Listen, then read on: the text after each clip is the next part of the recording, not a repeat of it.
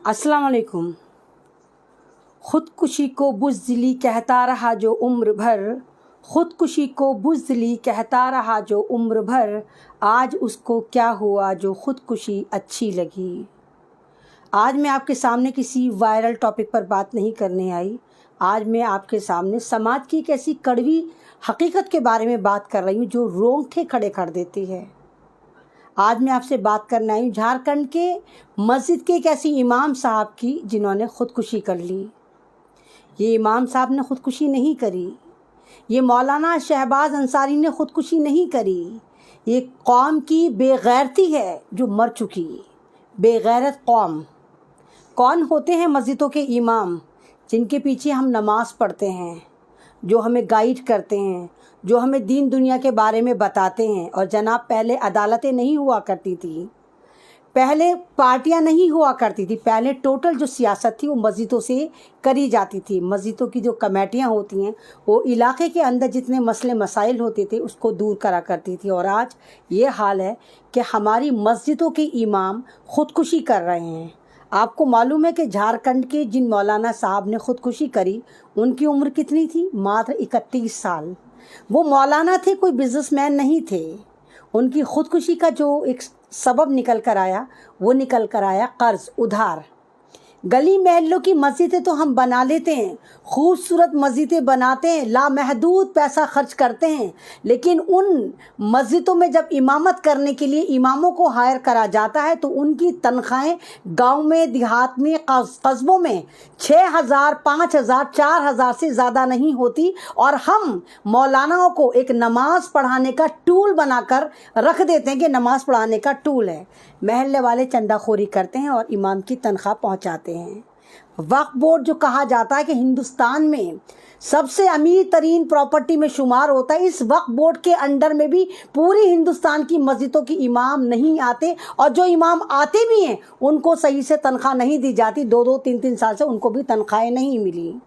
कर्ज के दबे कुचले ये इमाम ख़ुदकुशी कर लेते हैं और सुसाइड नोट में लिखते हैं कि मेरी बीवी का ख्याल रखना, उनके लिए दुआ करना, मेरे बच्चों के लिए दुआ करना। ये इमाम साहब जिनके बच्चे भी छोटे छोटे स्कूल में भी नहीं पढ़ते, एक ऐसा बंदा जो हमें नमाज पढ़ा रहा है, अल्लाह की तरफ सीधा रास्ता बता रहा है, वो ख़ुदकुशी कर लेता है तो कौम के लिए इससे ज़्यादा खौफनाक मंजर कोई हो ही नहीं सकता।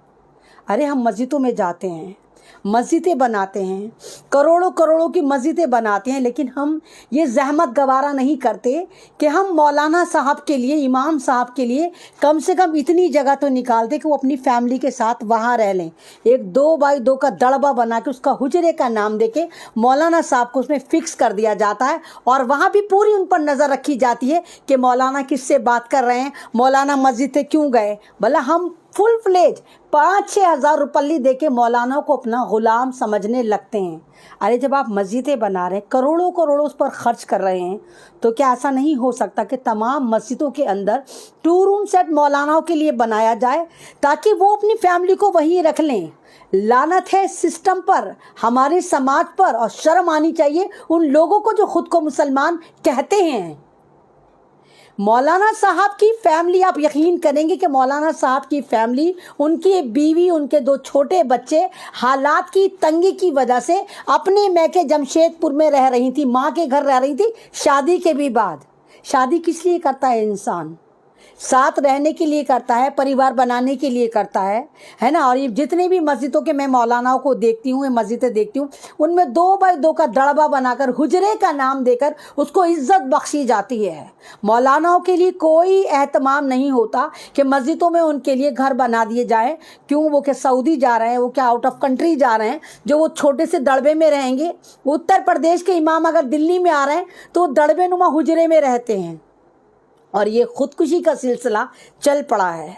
मतलब हमारे इमाम अगर ख़ुदकुशी कर रहे हैं तो ये फ़िक्र है, हमारे लिए सोचने की बात है।